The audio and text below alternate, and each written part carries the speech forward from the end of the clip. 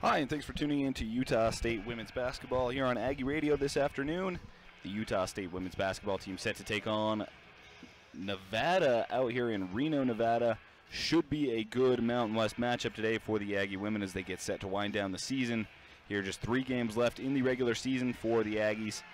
And coming up against a team that they have already beaten earlier this season in Nevada, looking to make that a season sweep. Thanks for tuning into Aggie Radio this afternoon. I'm Jaden Johnson on the call, and here on Aggie Radio, we are your Utah home of Utah State women's basketball. We'll have every tournament game in the Mountain West tournament upcoming streaming here on Mountain West Conference play. But 8-5 here at home in the Lawlor Events Center. Very good, 5% from 3, and had 21 assists. So they spread the ball out very well.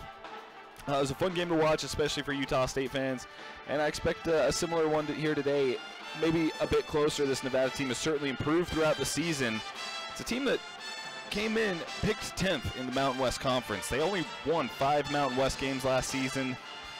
They were 11-19 overall last season, and this season they've already matched their overall win total. They're 11-13 with still several games left to go to surpass that. It's a young team getting better as time goes on, and they've got a first-year head coach.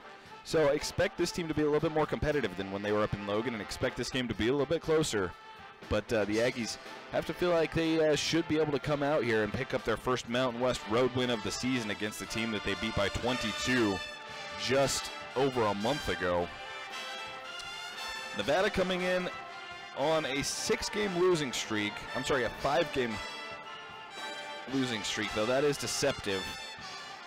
As those losses, they've come to teams such as Wyoming, Fresno State, Colorado State, UNLV, Boise State, in very close games in really all of them. 3 games decided by 3 points or less during that stretch. And they've stayed close. They've been very resilient throughout that stretch. So it is a losing streak, and they do hope to snap it here today.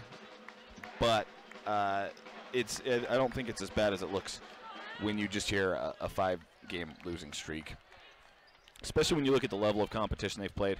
Utah State coming off of a brutal stretch of scheduling as well. Glad to be playing some of the lower-end teams in the Mountain West Conference as far as the standings go, or teams that are closer to them and teams that they'll really be able to make a difference in their current seeding against.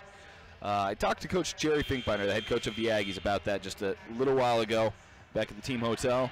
And we've got an interview to play from him now. It's about 5 minutes long, and this is Coach Jerry Finkbeiner talking about where the team sits this season and why they match up so well against Nevada.